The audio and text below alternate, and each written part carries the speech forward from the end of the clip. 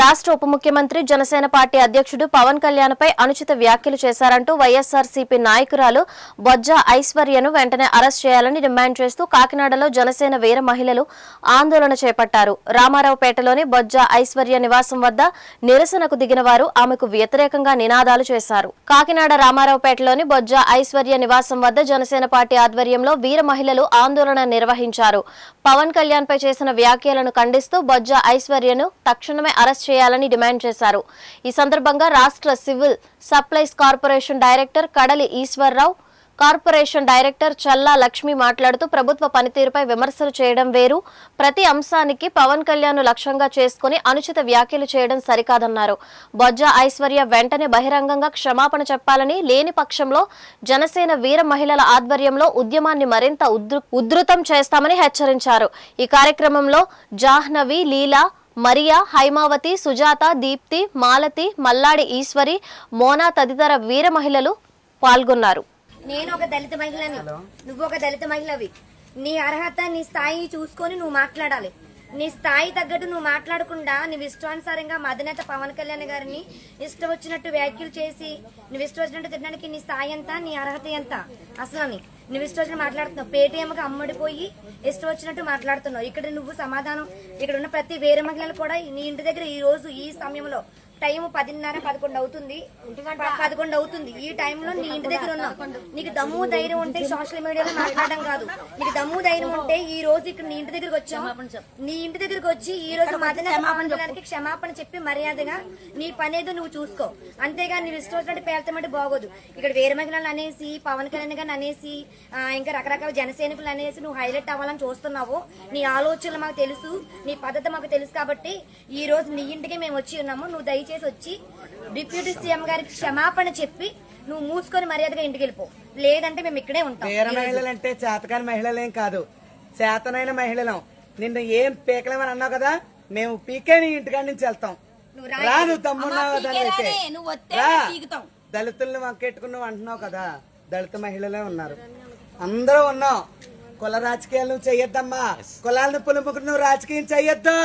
కుల రాజకీయాలు చేస్తున్న జగన్మోహన్ రెడ్డి లాగా నువ్వేమన్నా ఇక్కడ పులుముకుందాం అనుకుంటున్నావా? కాకినాడ సిటీలో మా కూటమి గవర్నమెంట్ లో కూడా కుల రాజకీయాలకు ఏ కూటమి నాయకులు కూడా చేయట్లేదు. దమ్ముంటే నువ్వు రా, చూసుకుందాం. ఖబర్దార్, నీ ఇంటికి వచ్చాం. అది జనసేన మహిళ. జై జనసేన.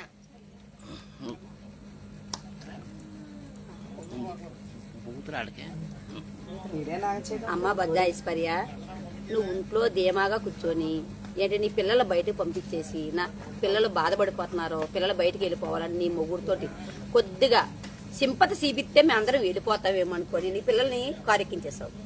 కారెక్కించేసి పంపించేద్దాం చూసాము. మేము అలా కదమ్మా, ఓ దళిత నాయకురాలా, మహా దళిత నాయకురాలా, మేము ఒక దళిత నాయకురాలమే. కానీ మేము చెప్తున్నాము, ఒక డిప్యూటీ సీఎం గారిని అన్నదప్పుడు, ఒక్క మాట అన్నదప్పుడు వెనక ముందు ఆలోచించి అనాలి. నువ్వు వెనక లేదు, ముందు లేదు. అదేదో పేటీఎం బ్యాచ్ కూడా వచ్చి నీకు పేటీఎం ఇస్తుంటే నువ్వు పేటీఎం ద్వారా మాట్లాడేస్తున్నావు. నీ ఇష్టం వచ్చినట్టు మాట్లాడుతున్నావు. నువ్వు ఇష్టం వచ్చినట్టు మాట్లాడితే కుదరదమ్మా. ఇక్కడ ఈర మహిళలు, సిటీ ఈర మహిళలు, ఏంటి జిల్లా ఈర మహిళలు అందరూ నాయకులు, పెద్ద పెద్ద నాయకురాలు కూడా ఇక్కడ ఉన్నారు. వాళ్ళని ఎదుర్కొని ఒక్క మాట మాట్లాడినాకి నువ్వు ఎదురు ఉండి సారీ సార్ని ఎప్పుడు మేము అనవని ఒక్క మాట చెప్పమ్మా 10 మందికి చాలు, మేము ఇక్కడి నుంచి వెళ్ళిపోతాం. నువ్వు ఎక్కడికో వెళ్ళి కేసు పెట్టి ఆ కేసు ఏమో మళ్ళీ 1000 మంది వచ్చారు. మేము 1000 మంది కూడా ఉన్నాం. మనం ఇక్కడ అలా కాదు, 1000 మంది ఉన్నాం ఇక్కడ. మనం ఈ 10 మంది కూడా 1000 మందితో దానికి సమానం.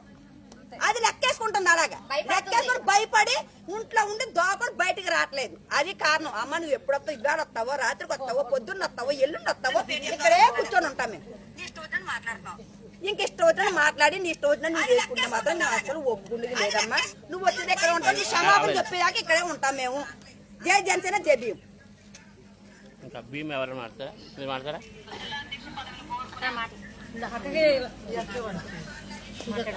మాట్లాడతాను ఇప్పుడు నేను.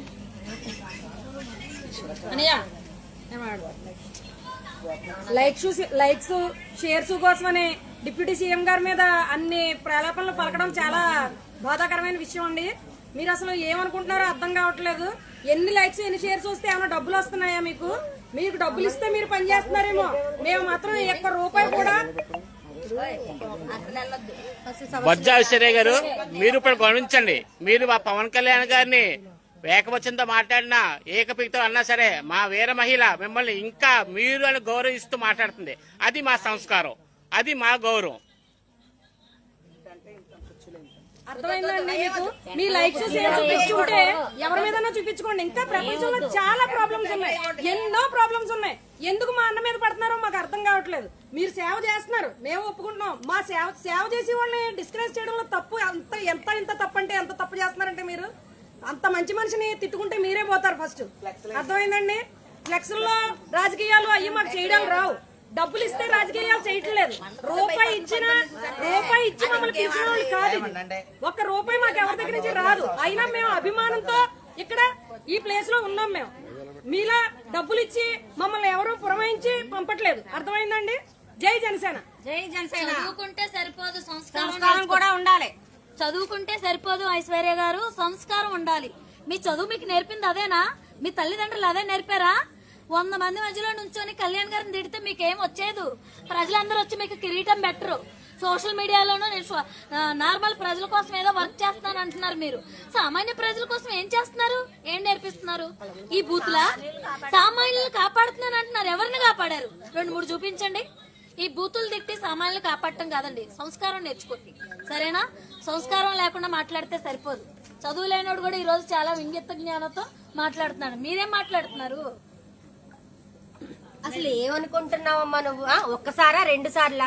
ఒకసారి చూస్తారు, 2 సార్లు చూస్తారు. అంటే ఇక్కడ నీకు దమ్ము లేకే కదా నువ్వు పిఠాపురం వెళ్ళి మాట్లాడేవు. నీకు నిజంగా దమ్ముంటే సోషల్ మీడియాలోని ప్రెస్ నోట్లోని కాదు, నీ ఇంటికి వచ్చాం రా, మా ముందుకు వచ్చి నీకు ఎందుకు అలా మాట్లాడుతున్నావు మాకు సమాధానం చెప్పు.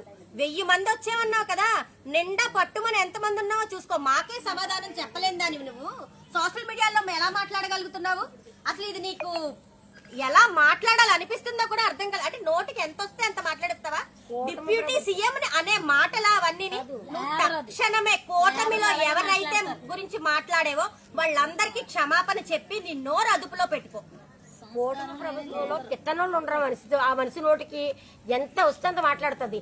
ప్రతి ఒక్కరిని విమర్శిస్తుంది. ప్రతి ఒక్కరిని ముందు 5 సంవత్సరాలు ఆయన ఏం పీకేశాడు అంటుంది. మరి పీకేశాడు అంటుంది కదా, మరి ఆయన ఏం చేశారు అది తెలియదు ఆవిడకి. అది తెలీదా? వచ్చి ప్రతి ఒక్కరు ఎంపీ అని చూడదు, ఎమ్మెల్యే అని చూడదు, డిప్యూటీ సీఎం గారిని చూడదు, సీఎం గారిని చూడదు. తను ఇష్టం వచ్చినట్టు వాగుతుంది. చాలా ఓపిక పట్టాం, సహించాం. సరే మారుతుందేమో అనుకున్నాం, కానీ ఆవిడ మారట్లేదు. ఇప్పుడు వచ్చి క్షమాపణ చెప్పి నేను ఇంకెప్పుడు వీళ్ళ జోలికి రాను అని చెప్పానండి, మేము వెళ్ళిపోతాం.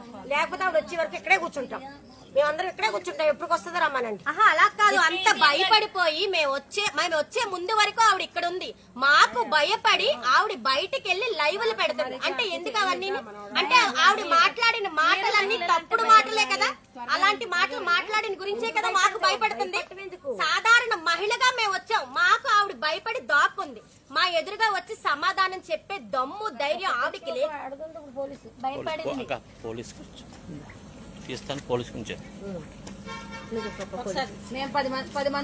ఈ రోజు ఏదైతే బొజ్జ ఐశ్వర్య పిఠాపురం వచ్చి తనకి ఇష్టానుసారంగా శ్రీ పవన్ కళ్యాణ్ గారిని నోటికి వచ్చినట్టు మాట్లాడడం జరిగింది. ఇందాక పిఠాపురంలో నువ్వు చాలా గట్టిగా ఈ పీకుతా అని అన్నావమ్మ కదమ్మా. మేము వీర మహిళలు అయితే నీ ఇంటికి రావడం జరిగింది. మేము వచ్చిన తర్వాత తొడలు కొట్టేసుకునే నువ్వు ఎక్కడికి పారిపోయావని చెప్పి మేము అడుగుతున్నాం. ఎందుకంటే కళ్యాణ్ గారిని తంతే హైదరాబాద్ లో పడతారని చెప్పావు. మేము నీ గుమ్మం ముందు ఉన్నాం. నీకు దమ్ము ఉంటే ఈ రోజు బయటకు వచ్చి మాకు సమాధానం చెప్పి, నేను ఎప్పుడు కూడా ఇలా పిచ్చి ప్రేలాపన అయితే పేలను అని కళ్యాణ్ గారికి నువ్వు క్షమాపణ అయితే చెప్పాలి. ఎందుకంటే ఒక పార్టీ అధ్యక్షులైన, అలాగే డిప్యూటీ సీఎం గా ఉన్నారు, అలాగే పిఠాపురం కాన్స్టిట్యున్సీకి శాసనసభ్యులుగా ఉన్నటువంటి ఒక రాజకీయంగా అన్ని రకాలుగా అన్ని వర్గాలకి సమన్యాయం చేసుకుంటూ వెళ్తున్న వ్యక్తిపై మీరు కులాలను పులుగుతూ, మతాలను పులుగుతూ, మీ ఇష్టానుసారంగా పేటీఎం బ్యాచ్ కింద తయారయ్యి మీరు ఏదైతే ఇప్పుడు అరెస్ట్ చేశారో రావణ్ణి, వీళ్ళందరికీ మద్దతుగా రావడానికి వాళ్ళందరికీ మద్దతుగా వచ్చి మీరు చాలా మీరు ఏదో సేవా కార్యక్రమాలు చేసేస్తాను, నేను అది పొడుస్తాను ఇది నువ్వు సేవా కార్యక్రమాలు చేస్తే నువ్వు చేసుకో తల్లి. ఎందుకంటే పవన్ కళ్యాణ్ గారిని అంటే నేను రాత్రి హైప్ అయిపోతాను, నేను జగన్మోహన్ రెడ్డి దగ్గర మెప్పు పొందామని నేను చాలా చాలా నువ్వు ఆత్రం అయితే పడుతున్నావు. మేము వచ్చింది 10 మంది మగాళ్ళు లేడీస్ వచ్చాం. ఏ నాయకుడు కూడా ఇక్కడ రాలేదు. ఎందుకంటే మాకు సమాధానం చెప్పి నువ్వు దమ్ముంటే మళ్ళీ అడుగుతున్నావు, దమ్ముంటే ఒక్కసారి బయటకు వచ్చి పొద్దున్న ఏదైతే మాట్లాడావో మా ముందు మాట్లాడమని నిన్ను నీ ఇంటి ముందుకు వచ్చి మాట్లాడుతున్నాను. నువ్వు ఎప్పుడు వస్తే అప్పటి వరకు ఇక్కడే కూర్చుంటాం. ఆ దమ్ము ఏంటో చూసుకుని వెళ్తాను. నిన్ను ఖచ్చితంగా బొజ్జా ఐశ్వర్య నిన్ను ఖచ్చితంగా అరెస్ట్ చేసి తీరాల్సింది.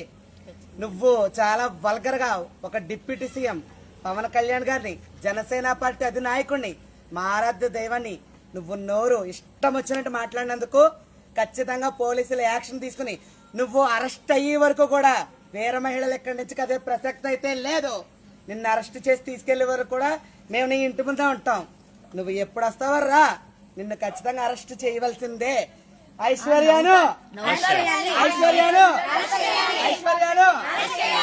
ఐశ్వర్యాను ఐశ్వర్యాను రావాలి రావాలి రావాలి రావాలి రావాలి రావాలి. నువ్వు సోషల్ మీడియాను ఉపయోగించుకుని మా ఇంటి దగ్గర 1000 మంది ఉన్నారు. మా 10 మంది నాయకులు 10 మంది వేరే మహిళలే నువ్వు 1000 మంది బలగంగా చూస్తున్నావు. ఒక్కొక్క మహిళ 100 మందితో సమానం. ఖబర్దార్. బొజ్జా ఐశ్వర్య, నువ్వు పిఠాపురంలో వాగిన వాగుడికి నిన్ను ఏమన్నా హాస్పిటల్ ఏమన్నా హాస్పిటల్లో చూపించుకోమంటావా? చూపించుకోమ్మా. నువ్వు వాగిన వాగుడైతే ఒక డిప్యూటీ సీఎం గారిని, పదవిలో ఉన్న డిప్యూటీ సీఎం పవన్ కళ్యాణ్ గారిని అంటున్నావు. మేమందరం వేరే మహిళలందరూ కూడా నిన్ను ఊరికే ప్రసక్తే లేదు. నీకు దమ్ముంటే ధైర్యం ఉంటే ఇప్పుడు వచ్చి నువ్వు సమాధానం చెప్పు. నీ ఇంటి ముందే ఉన్నావు. ఏమా ఒక జనసేన నాయకుడు గాని ఏ పదవిలో ఎవరున్నా సరే నువ్వు అలాగే మాట్లాడుతున్నావా? నువ్వు ఎంత తీసుకున్నావు? నువ్వు ఏటీఎం బ్యాచ్, నువ్వు ఏటీఎం బ్యాచ్ లో ఫస్ట్ కాకినాడలో నువ్వే. ఏంటి నిన్ను మటుకు వదిలేదే లేదు. జై జనసేన. ఖబర్దార్ అని చెప్పి మాట్లాడుతుంది. సాటి మహిళలకి సమాధానం చెప్పలేక దాక్కుంది. ఖబర్దార్ అంటుంది. నువ్వేం పీకుతావు అంటుంది. సాటి మహిళలకి సమాధానం చెప్పలేకపోతుంది.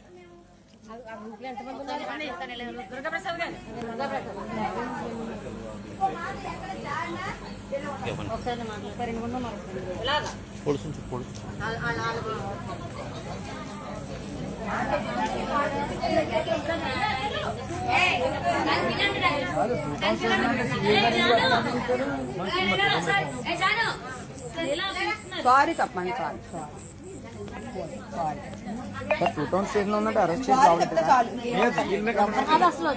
వచ్చి సారీ మీ ఎరమైళ్ళందరూ సారీ, కళ్యాణ్ గారు సారీ. ఎప్పుడు ఏమన్నా కేసు పెట్టాలి. పొద్దున్న ఆవిడ రావాలి. బొజ్జా ఐశ్వర్య మా పవన్ కళ్యాణ్ గారికి క్షమాపణ చెప్పాలి. వీర మహిళ అందరికీ కూడా మీరు క్షమాపణ చెప్పాలి. మీ ఇంటి ముందు ఉన్నా బయటకు వచ్చి క్షమాపణ చెప్తానే మేము వీర మహిళలందరం కూడా వెళ్తాం. లేకపోతే ఇక్కడే ఉంటాము.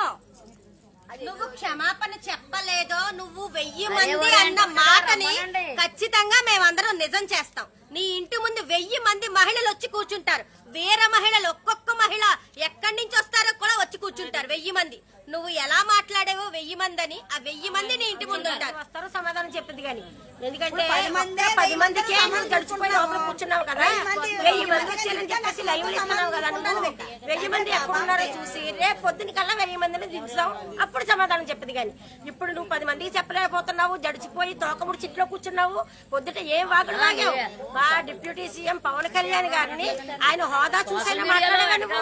నువ్వు సోషల్ మీడియాలో వాగడమే వచ్చా నీకు? బయటికి మా దగ్గరికి రా. మా దగ్గరకు వచ్చి సమాధానం చెప్పు. సమాధానం చెప్పి నేను వాగడంతా తప్పు.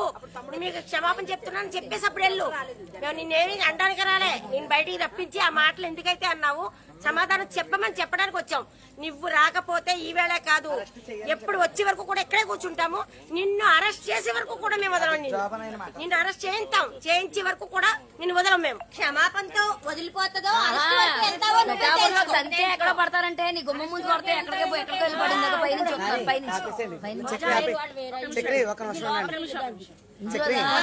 బొజ్జా ఐశ్వర్య, నువ్వు నెటిజన్స్ అంతా చూస్తానే ఉన్నారు. నువ్వు సోషల్ మీడియాలో కాగితం పులివి, వీర మహిళల చేతిలో పిల్లివి. తుస్సుమన్న బొజ్జా ఐశ్వర్య వీర మహిళ చేతిలో బోల్తా పడింది. తుస్సుమన్న భుజాయిశ్వర్య వీర మహిళ చేతిలో బోల్తా పడింది. జై జనసేన. జై జనసేన. ఒకసారి ఇప్పుడు మీరు బొజ్జ ఐశ్వర్యానండి నాకు కుక్కను చూపిస్తాను. ఓకేనండి, మీరు బొజ్జ ఐశ్వర్యానండి నాకు కుక్కను చూపిస్తాను. ఓకేనా? నేను ప్రొద్దున నువ్వు మాట్లాడిన మాటలకి సమాధానం చెప్పాలని మేమందరం మీ ఇంటికి వస్తే నువ్వేం చేసావు? దొడ్డిదారిన దాక్కుని నీ కుక్కలు మా మీద గుసిగలుపుతావా? అసలు ఎంత ధైర్యం ఉంది నీకు? బొజ్జ ఐశ్వర్య